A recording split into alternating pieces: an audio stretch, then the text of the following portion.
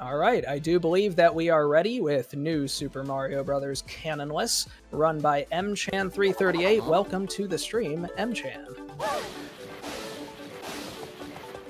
All right, hello everybody. How's it going? Welcome back to Fastest First Fall Fest. My name is M38, and I am very excited to be back here once again. We're gonna be running new Super Mario Bros. And before we get started, we have a bid war as to what character I'm using. Indeed, we do. Let me double check and make sure we don't have any last minute submissions. We are running Luigi today. All right, thank you everybody for donating towards the bid war and having Luigi win. Whenever I do attempts, I usually play as Luigi. There is no difference in gameplay between the characters, so it's just all exactly the same. And to play as Luigi, I have to hold L and R as I'm selecting my file, so it's a little bit awkward to select my file and start the timer at the same time, so I set it off, set on my live split. All right, with that being said, let's go ahead and begin the run in 3, 2, 1, go! Alrighty, so this is New Super Mario Bros. For the Nintendo DS. It's also on Wii U Virtual Console, which is the faster version, but our main competition is on DS. I'm playing on 3DS. Yeah, the category is canonless. It's also known as warpless. Which, the term canonless, not to be confused with a Mario 64 trick. There are warp cannons in the world maps that you use to skip worlds as well as a large part of the game. But this category does not use any of that. So what you're going to be seeing is a more traditional route through the game with one major exception. So as we begin the first level right away, it's going to be different than what you're used to if you've seen an any percent run of this game. I'm actually going to be powering myself up right away, and that is to get a Fire Flower. If you know what the Fire Flower does, it works just like how a Fire Flower works in every other Mario game up until this point. You shoot fireballs, and as well as it's really powerful on bosses that you're going to be seeing as we go through the run. So there's my Fire Flower, and that's the first level. And now we're going to be moving on to our second level. And the second level is right away going to be our first level. We're going to be getting a secret exit. So this is a warpless category, which means that we're not doing every level. We can take secret exits as long as the secret exits don't lead to warp cannons. So the secret exits that we're going to be taking are secret exits that will take us to faster paths through the world map. And so the secret exit of this level is going to allow us to skip 1-3 and allow us to go into 1-tower. Oh boy. Alright, so to get the secret exit, and I have to just go up over here, and then go into this pipe, and that will be our first secret exit. Like I said, it'll take us to 1-tower, and on our way to 1-tower, there is going to be a Toad House that I will take a quick stop into in order to get a blue shell. I'll explain what the blue shell does, but for now, just know that I'll be using the blue shell for later on in the run. Normally, you do need the blue shell for 1-tower in order to get the secret exit, but we're not going to get the secret exit. But we are still going to need the blue shell for later. So just know that and we're going to continue onwards like normal. Right away in the beginning, this is a cycle-based level right off the bat, and there is... if I get up to the top of the tower without making any mistakes, then I should be able to... Okay, nice. I should be able to wait at the top for about a second. There is a faster cycle that some other runners will like to go for called Task Cycle, where you do 3 really precise jumps in a row right away in the beginning in order to beat that first cycle that I have to wait for. But if you mess up, then you die, which is why I didn't go for it. Alright, so I have to wait for this cycle right here. and then blasts up, and then we're gonna be fighting the boss of the tower, and the boss of every tower is gonna be Bowser Jr. So normally, in order to defeat Bowser Jr., you have to jump on him 3 times, but as you can see right here, with the Fire Flower, then you can actually just mash fireballs and make really quick work with Bowser Jr., and this also applies with a lot of other boss fights. So this is how useful the Fire Flower is throughout the run. So, not every boss is going to work like that, but just know that, that's how some bosses are going to work throughout this run. So as we go into 1-4, there's a lot of slopes. So to talk about the basic form of movement in this game is that I'm going to be sliding down slopes and jumping over up slopes in order to optimize movement as much as possible. Now, something unique to this game that's only present in this game and has been taken away in all the other New Super Mario Bros. Games is there is a mechanic called pixel stopping. And the way that works is when you land on the very edge of a platform, then Luigi kind of stops in place, which kills all your momentum. And in a casual playthrough, that's a good thing, so that way you're not accidentally running off a ledge. But in a speedrun, it is a bad thing, because obviously you want to keep your speed for as much as possible. And if you're not ready for pixel stops to happen, then it can really throw off your movement. Fortunately, there are ways to prevent pixel stopping, and that is, well, one, avoid landing on the edge of a platform, and then the other is by doing crouch jumps. So sometimes what you'll be seeing me do crouch jumps, not just for fun, but to ensure that I am not pixel stopping in places where I'm very likely to pixel stop based on my movement throughout some stages. The other thing that is worth pointing out in this run is I am getting star coins. Now, this is not a 100% run, but the reason I am getting star coins is because, as you can see in the world map, there are these 5 star coin signs that lead to toad houses, or sometimes a different part of the map. And sometimes the different parts of the map can either lead to faster levels or just a different part of the map. So throughout this run, I am getting a total of 10 star coins. And fortunately, in this route, I don't have to go out of my way for any of the star coins. So, yeah. Alright, so do a crouch jump there in order to avoid getting pixel stopped on that block. And I'm doing these left-rights so I can keep my speed on these tight ropes. And then we are going to be fighting the boss of the castle. So, bosses in this game are pretty unique. The first boss, not so unique, because the first boss is actually Bowser, and the way you fight Bowser is similar to how you fight Bowser in the original Super Mario Bros., where you can actually jump over Bowser and hit that switch right there, but also similarly to Super Mario Bros., you can also just mash a bunch of fireballs, and Bowser's defeated in the lava, and that's it. So, World 1 completed, and now we're going to be moving on to World 2, and as we make our way to World 2, there is another unique thing about this game that's not present in the other New Super Mario Bros. Games, and that is that I can shift my camera either forwards or backwards, and that is important for some stages in order to manipulate some cycles. So what I'm going to be doing in the first half of this stage is I'm actually going to shift the camera forwards in order to get some favorable positions with these moving up and down platforms. And these Pokies get lined up perfectly as well. So there we go.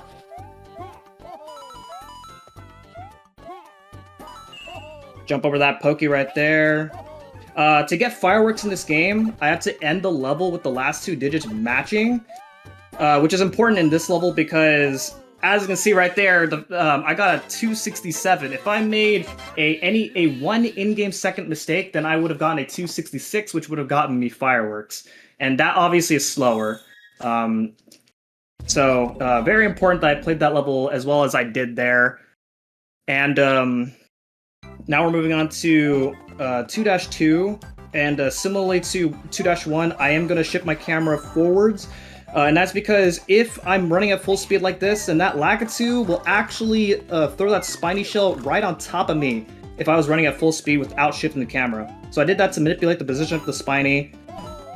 And there we go. Also, something that's worth noting about these flagpoles at the end of each level is I'm actually turning backwards at the end of the right before hitting the flagpole, and that saves the turning animation, which saves half a second each time. And there's a bunch of levels that we go throughout the run, and so having to turn backwards on each flagpole does add up to being seconds over the course of the run. I'm also trying not to land on the top of every flagpole as well, for further optimizing flagpole grabs. So this is another level where we are doing another secret exit, and this secret exit actually allows us to skip a lot of World 2, which also means that we can actually skip doing 2-Tower. So as a result, World 2, normally supposed to be a pretty long world, is actually a pretty short world throughout this run. So slide down here, slide on that slope in order to gain a little bit of momentum. Hit that switch in order to get the water going. And then head up over here, hit this switch. You want to be quick enough in order to hit that switch, otherwise that switch will actually disappear. Okay, do a wall jump and get a little boost, and there we go. Alright, so the secret exit's going to allow us to do 2-A, and 2-A, after we do 2-A, then it'll take us straight to the castle. So once again, like I said, we're going to be skipping a lot of World 2 this way. So this time I'm going to shift the camera backwards in order to get these Koopas to bounce right over me. And then on these little springs right here that spin me around like this, I'm actually, normally, you're not supposed to go that fast from those springs, but what I'm actually doing is I'm actually holding neutral on the D-pad in order to keep my speed coming from those springs. And that is, of course, that saves a lot of time in this level.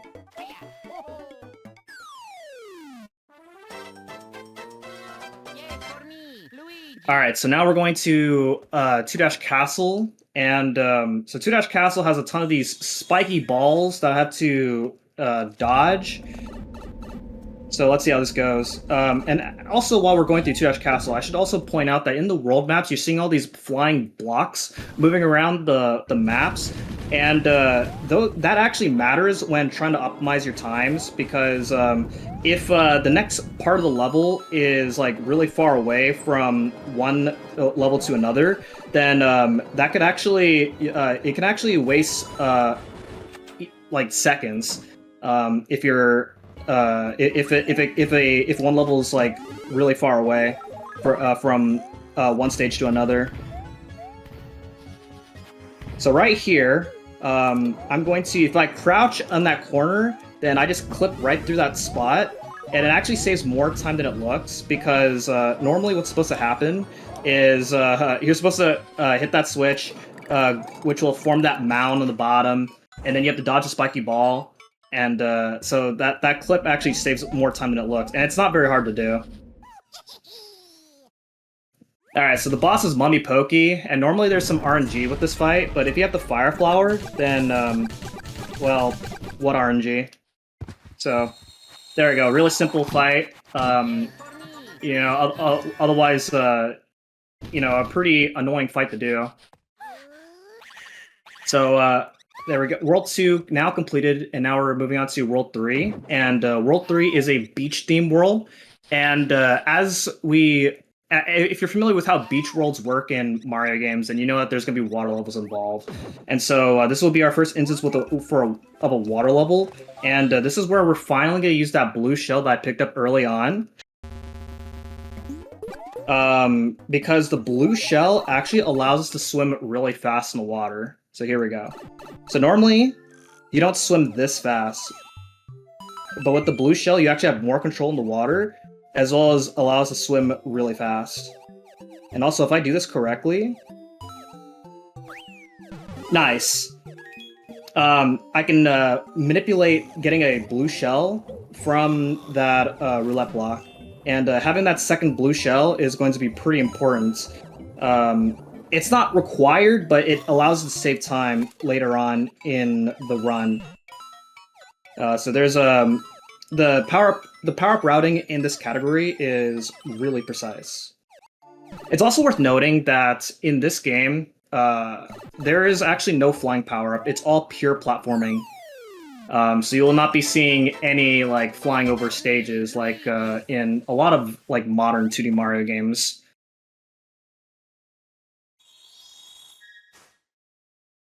So this would so now that we're finally using the blue shell, this would actually finally be a good time for me to talk about how the blue shell works. So when you, as you can see, I have a blue shell, and as a shell, if I'm running at full speed, then I turn into a morphed shell, and as you can see, I can actually just run right through these enemies. And it's really fun to do that, but also controlling the blue shell is really hard. Because if you're not careful, it's really easy to like kind of bounce off of things, which could really throw you off. So it's a really hard power up to control and move around.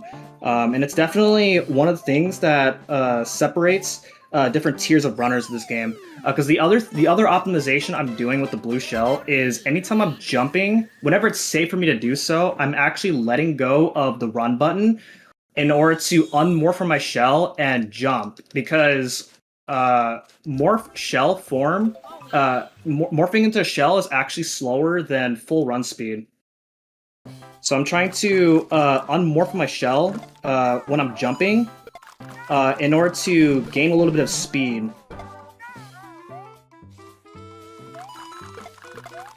Nice, that's a really precise jump that I just made right there. So this is another level where having the blue shell is really useful because, as you can see, there's so many piranha plants, and when you're morphed into a shell, then you can run right through all those piranha plants. Do we happen to have time for an announcement?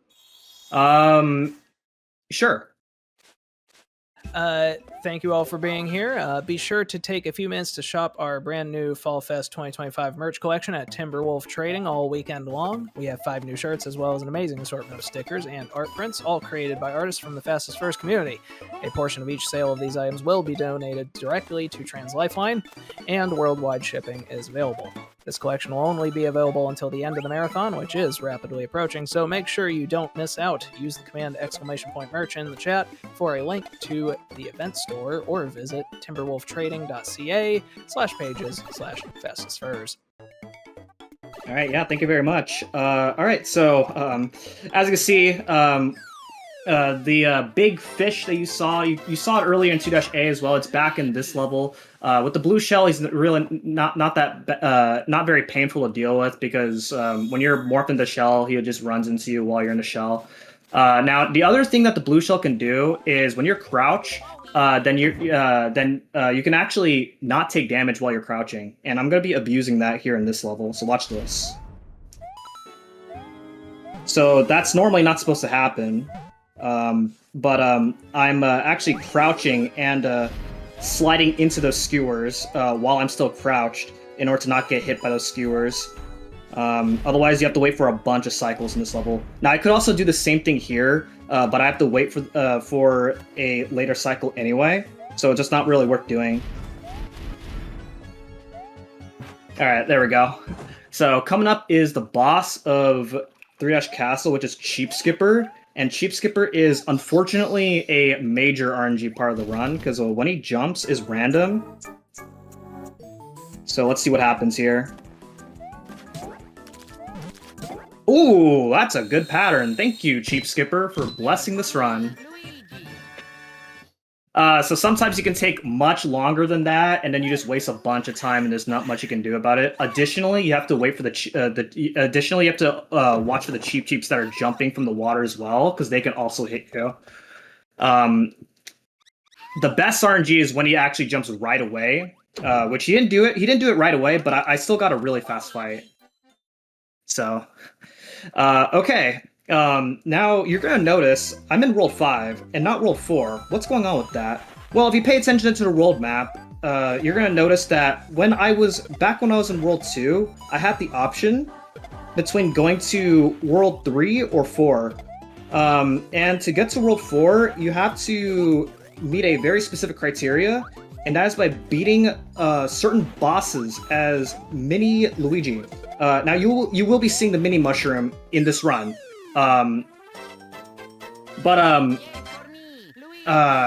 So There's a similar situation with World 5 here. And as you can see, the next worlds are either Worlds 5 or World 6 or 7. And the next world that I'm going to be doing after World 5 is actually not going to be World 6.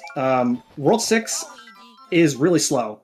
So we're actually going to be doing World 7s, which means that I will be fighting the boss of World 5 as Mini Luigi. And you'll be seeing how that goes as we get to the end of World 5. So as you can see, this level is the first level where we are spending our star coins on, and that's because this level is much faster to do than 5-2. It's also easier than 5-2, so easier and faster, and that's how we like it. 5-2 is an underground level, so you have to go through 2 pipe transitions, so that's automatically slower. Alright, so now we're going to be doing 5 Tower, which is an auto-scroller, so if you have any more donations or announcements, then this would be a good time. Indeed, for anyone who happens to be joining us, you are watching Fastest First Fall Fest 2025 in support of Trans Lifeline. We are proud to be raising money for Trans Lifeline for the 6th consecutive year. Founded in 2014, Trans Lifeline is a crisis and peer support hotline run by trans people for trans and questioning callers. Calls to Trans Lifeline are fully anonymous, confidential, and use informed consent when connecting to resources outside of the hotline. Operating in both the US and Canada, Trans Lifeline needs our help to meet the ongoing demand for their services, and we hope you consider joining us in supporting their life-saving work by using the command !donate in chat. For more information, please visit translifeline.org.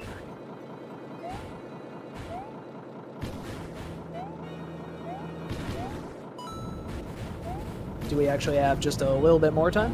Yes. Yes, we also have several incentives that are open. We have 2 incentives open for Small Saga that both must be met before time in order for the extra content to be unlocked. One of them is to read the Squeak magazine, that is currently at $15 out of $200. Also, we have the using the Lego brick incentive that is also at $15 out of $200. Or $250 rather. That is to replace our mouse's iconic pocket knife with a Lego brick instead. There is also a character name bid war open for Sweet Home. All of the bids are currently at $1, so any $2 donation will get you in the lead. For any of the options for Sweet Home, and that is also open. All right. Thank you very much. Okay, so as you saw the way I fought Bowser Jr., I don't have the Fire Flower, so I have to fight Bowser Jr. a different way. So I did say that in order to beat Bowser Jr., you have to hit him 3 times. But additionally, what I did was I ground pounded. Ground pounding does extra damage to bosses. But then also additionally, if you hit Bowser Jr. right as he's about to morph into his shell, then you can actually get another hit in, and the timing is very precise. Alright, so now we're gonna spend our next set of star coins in 5B. This one's a very important level because we're gonna get the secret exit. The secret exit will allow us to go straight to the castle. And you need the blue shell for the secret exit. Because there's no other way to break these blocks otherwise.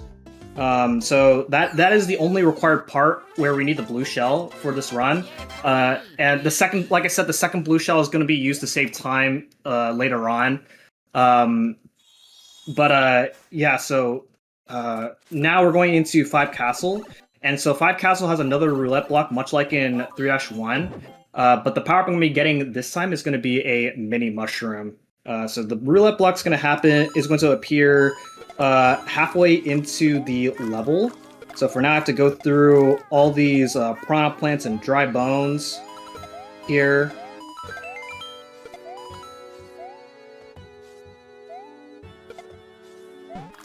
Go underneath that spot. And then hit this block. That'll hit it at just the right time in order to give me a mini mushroom. There we go. So the way the... Oh, that's not good. Okay. Yikes. Alright. Let's see how how this goes now. Oh boy. Ah, come on. You need the mini mushroom. It is absolutely important that you get the mini mushroom for this in order for this route to work. Because, like I said, World 6 is really slow. It's World 6 loses 10 minutes over World 7. There we go. All right.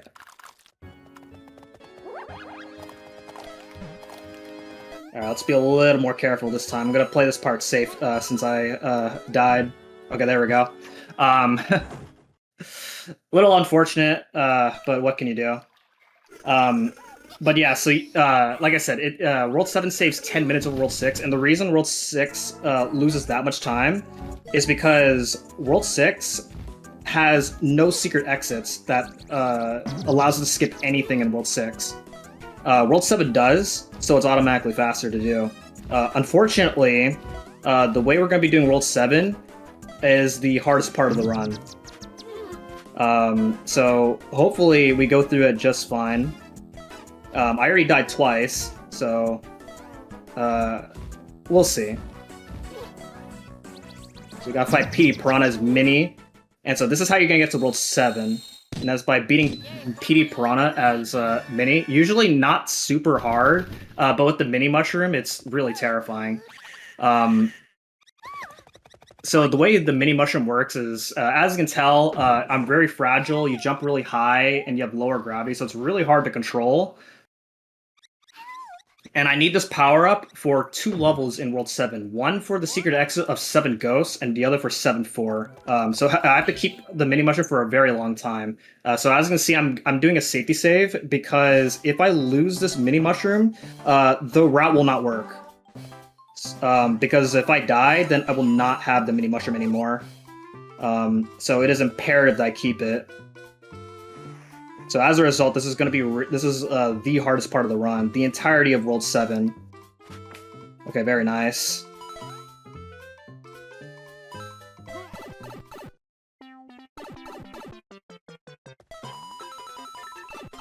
Okay, so there's a very precise jump over here. Nice, you have to jump on the very edge of that platform in order to make that. And I'm gonna take it safe right here. I could probably get a 56, but I'm not really trusting it, so I'm gonna wait a little bit to be a bit on the safe side so I don't get a 55. And then now we're gonna be doing 7 Ghost. So 7 Ghost is fortunately not a very hard level. So we can breathe a sigh of relief after 7-1 being a pretty stressful level. So there's a lot of these doors that are normally pretty complicated to go through, but obviously I know how to go through this ghost house. So the reason I need the Mini Mushroom is because you jump so high with the Mini Mushroom power-up that, oh, hold up. Okay. You jump so high that is the only way of reaching that door. Okay. So, the secret exit's going to allow us to skip 2 levels and take us straight to the tower. And the tower is the hardest level of the run. Lots of cycles, and I have to go through the entire level as Mini Luigi, as well as fight Bowser Jr.'s Mini Luigi. So the whole level is really hard. So we'll see how this goes.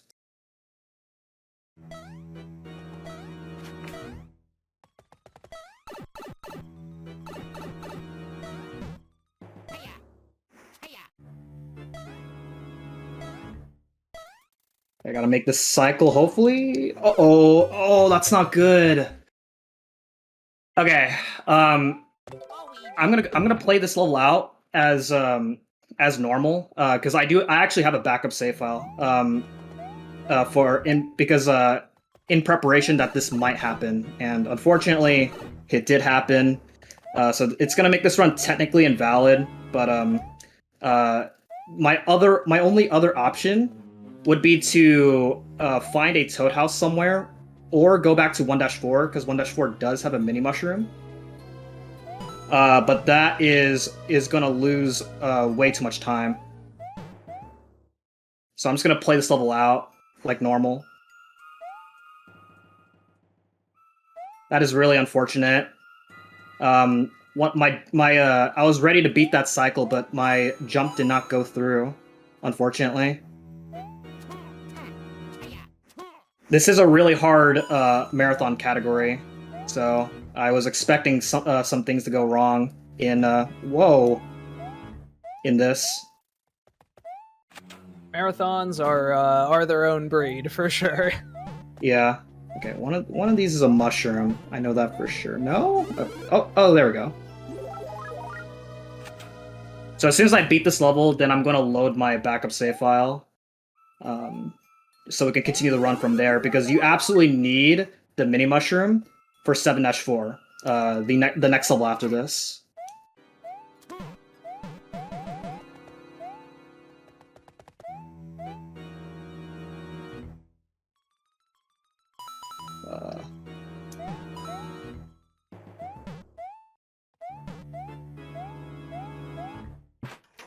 Okay.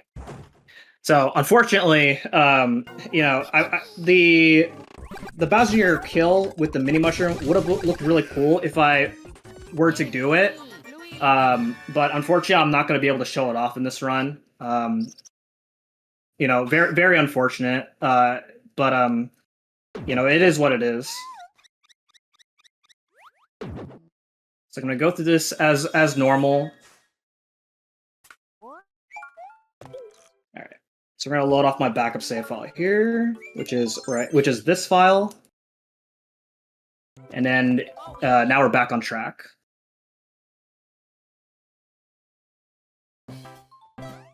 Okay, so meanwhile, so the reason the mini mushroom is required in this level is because there's a mini pipe that can only be accessed as Mini Luigi.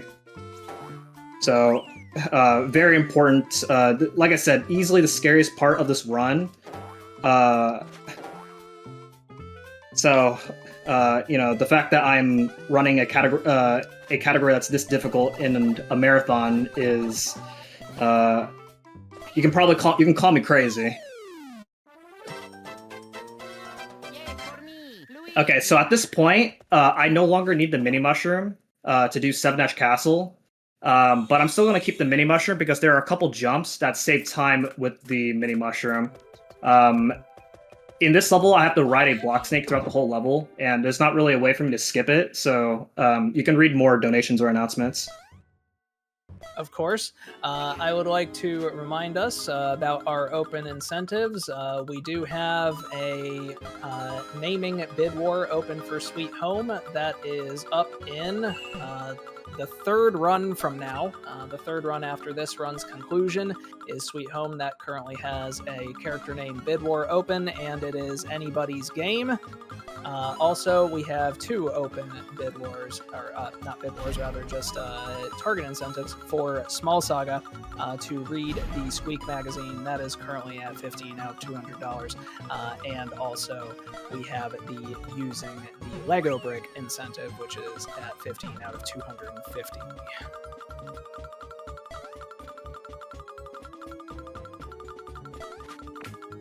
Feel free to keep going. Also, we have, yes, we have a couple of donations as well. We have a $5 donation from Bursic towards the character name bid war for Emmy, and our name suggestion is Emmy. With no comment, thank you very much for your donation, Bursic.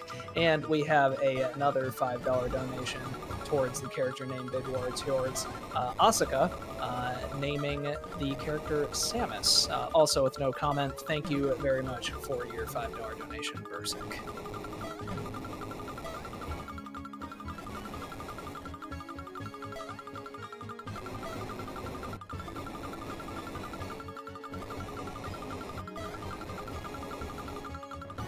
Got a little bit more time? No, I made it to the boss, so I can talk about the boss now. All right, so the boss is. Oh, hold up. Okay, the boss is Lackey Thunder. So I'm going to equip my blue shell at the start of this fight, and normally what's supposed to happen is you're supposed to wait for Lackey Thunder to dive on down so you can hit him. But I'm gonna do something else here. So I'm gonna go ahead and set up run speed just like this. 1, 2, and 3, just like that. All right. So now, going into World 8, which is done in every single category, because in World 8 there are no secret exits. So as a result, because there are no secret exits in order to skip anything in World 8, every single category does the entirety of World 8. So it's definitely the biggest skill check of that separates different tiers of runners. So keeping the blue shell is really useful because there are 2 levels where the blue shell has major benefits here. Well, I guess this level also has some major benefits because normally these crows are really annoying to deal with, but as you can see with the blue shell, I can just tank right through these crows and not have to deal with them. They kind of like dive down based on where you're at in relative to their position. But of course, if you're just moving around with the shell, then you don't really have to deal with that. So the other major benefit of having the blue shell is this level, as this is another swimming level. It's a vertical swimming level, so you don't really have that much of an advantage with this. But like I said, you control much. You have better control in the water with the blue shell. So turning around is easier, faster. There is a really crazy hard trick that I'm not going to go for, where you can actually get an extra jump when you morph in midair. But the inputs to do it is insane, and I'm not doing it. So I'm doing it the normal way.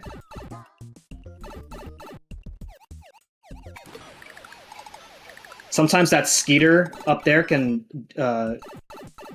shoot out a bomb right on top of me, but he didn't do that this time. Okay, and there we go.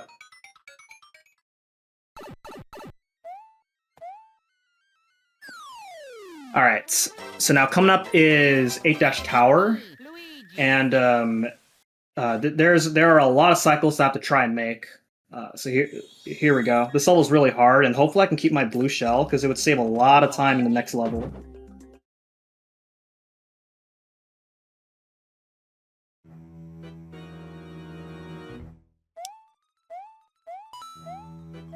Ah, okay, we're gonna miss the cycle, so now I have to adapt through, for the rest of the level, unfortunately.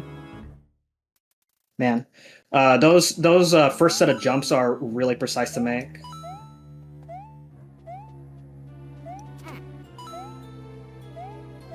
Uh-oh.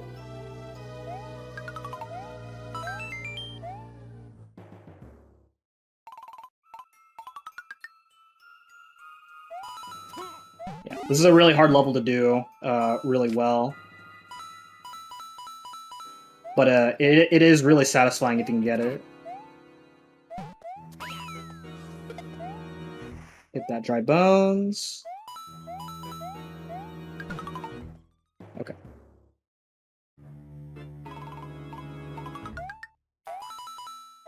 Do we have time for a quick donation? In a moment. Okie dokie.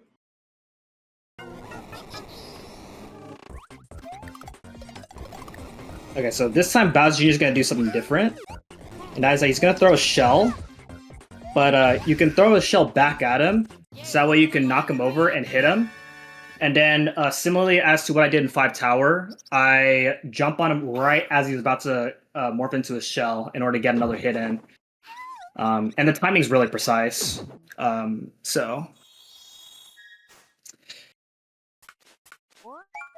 Okay, so we still kept our shell, which is good. That's the one thing I worry about whenever I miss cycles in that level.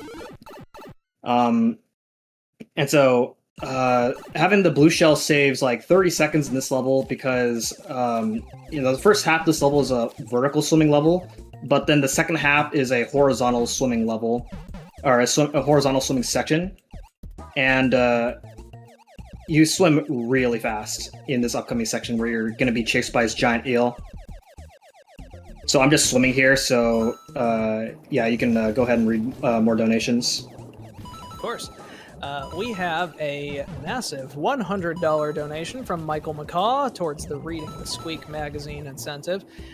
Michael says, "Happy Fall Fest, everyone! Glad to be able to be here and support the event for another year and help out trans people in need. Best of luck to M-Chan on the rest of the Mario run."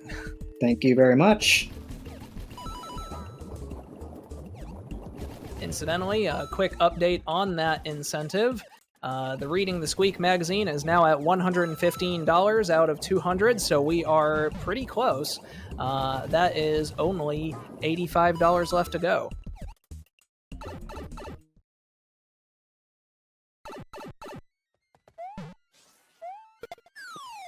All right, so that is the last major benefit of the blue shell. And so I'm still going to keep it for most of this next level, because there are scuttlebugs that are really annoying to deal with.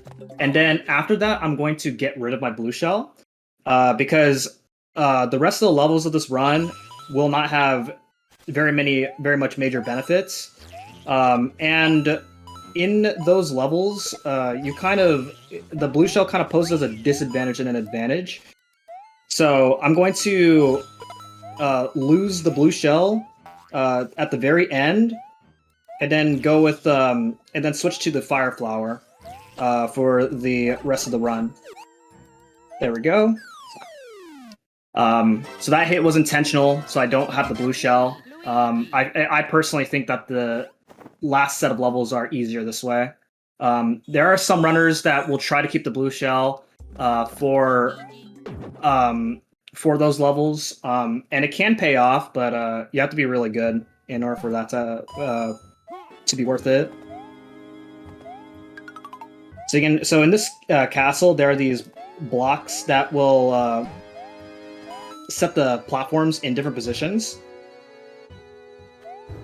So I hit those two specific red blocks in order to set myself up for the entire level. All right, coming up is a really hard fight. So let's see how this goes.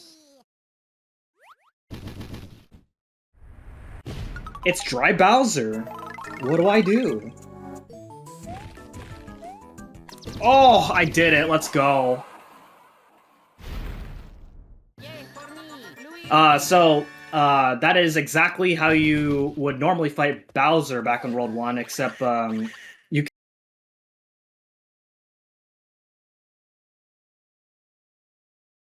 All right, I think we are ready to return to New Super Mario Brothers. Welcome back. All right, welcome back, everybody.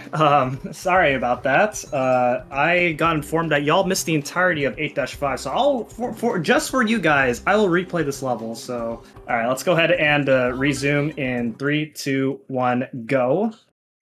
I'm gonna replay this level for you guys just because I feel like y'all deserve this level.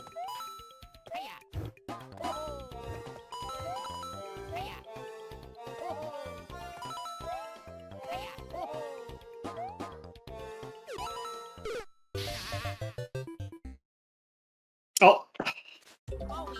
Alright. Dang. That's unfortunate.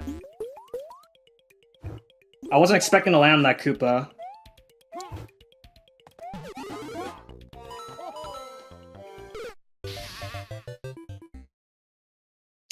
Oh my gosh. This run is not going as well as I want it to go. It's all good. It's all good. It's a marathon. Oh, man. Things happen. Alright, let's get some power-ups. Yeah, unfortunately, I'm not going to be able to show off how satisfying this level goes. Man. Chat's cheering you on. Fortunately, the estimate's really generous, because, yeah, this game is really hard. It looks really hard.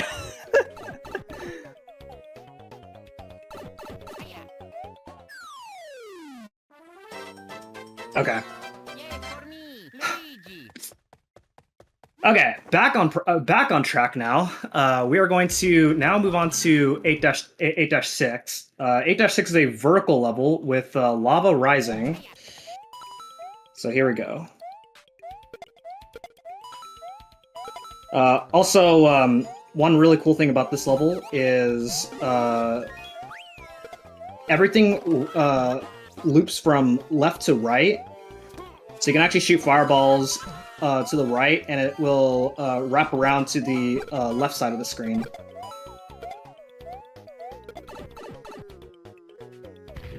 Okay, there we go.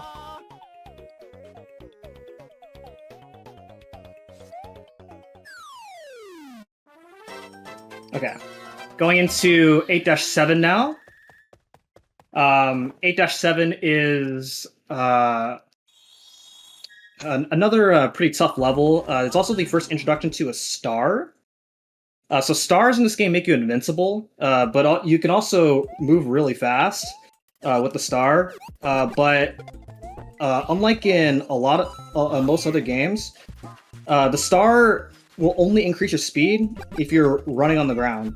So in order to optimize star movement, you want to be running on the ground for as much as possible. Okay, good. That fireball that I just shot can shoot a fireball randomly and hit me, but he didn't do that this time. Okay, there we go. I'm gonna slow down for a bit because I think I'm gonna get a 55.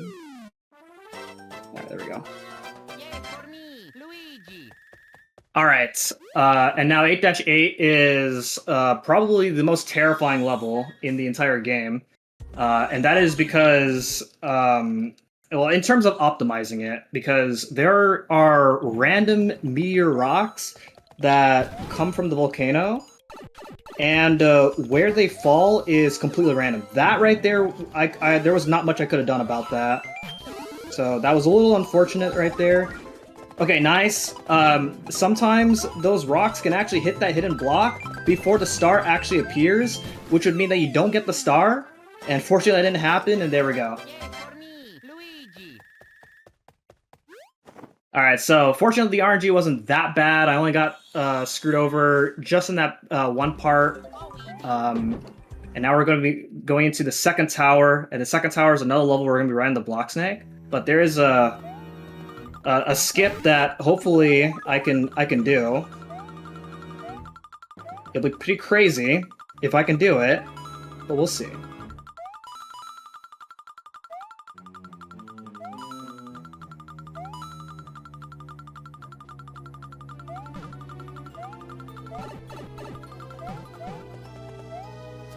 So I gotta run through all these spikes and take a ton of intentional damage.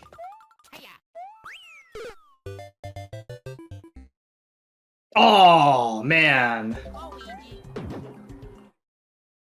No skip.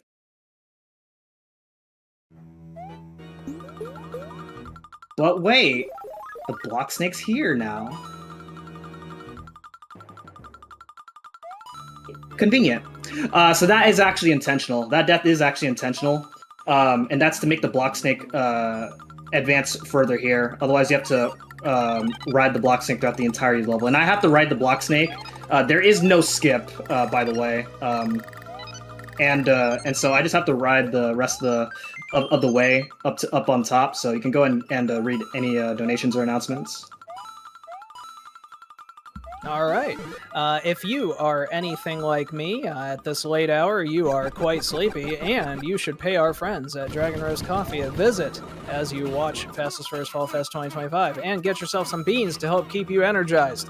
While shopping, enter the promo code FALLFEST at checkout for 10% off your order. Dragon Roast is also thrilled to offer 2 Fall Fest exclusives that will only be available during the marathon. Their Pixel Perfect Coffee Roast and a Fall Fest 2025 custom tumbler.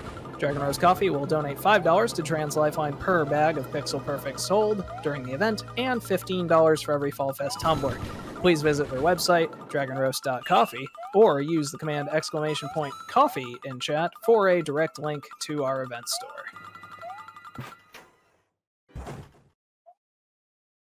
Alright, so I made it up to the top, and now we're going to be fighting Bowser Jr., and since I have the Fire Flower, this Bowser Jr. fight is going to be really easy. There we go. Okay, And now the final level. So here we go. The final level is basically a ton of really tough execution. This is actually a really unique level, and that is that there are rooms where you can kind of shift the gravity around, and you can kind of take advantage. And that's what you need to do in order to advance through the castle. So here we go.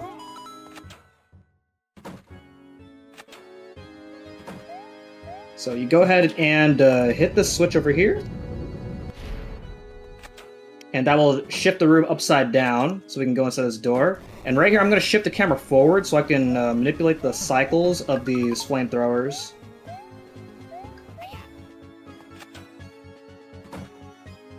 Okay. And right here, I'm going to do a damage boost on this thwomp. And that is so I can get up on top of these set of blocks and hit the switch. And that sets up the thwomp's position to be down that way, so I don't have to wait for him on the way out of this room. And then right here, I'm going to shift the camera backwards. Okay, nice. Okay.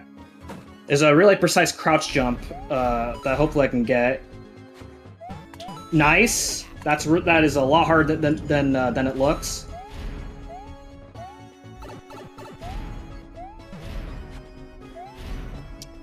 Getting hit there is fine. When you crouch, you actually fall down faster, which is why I was able to get past that last thwomp. So it's actually easier than it looks. And then coming up in this room, we have a throwback from Super Mario Bros. Where you have to take the correct path, otherwise the level loops. So the order is down, up, and middle. And now the final boss. Now, if everything goes well, then this fight should last about 5 seconds.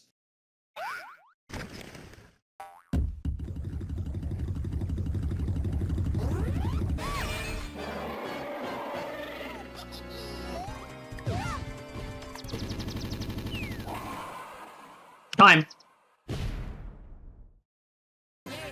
Awesome work. Excellent. That was wild to watch. Yeah, this is a very hard category. I'm glad we made it through, despite all the ups and downs that we had. Even just looking at it, it looked incredibly difficult. Amazing work. Thank you. So if you enjoyed the run and you enjoyed me as a runner, I stream on twitch.tv/mchanty38. I not only stream this game, but I stream other new Super Mario Bros. Games.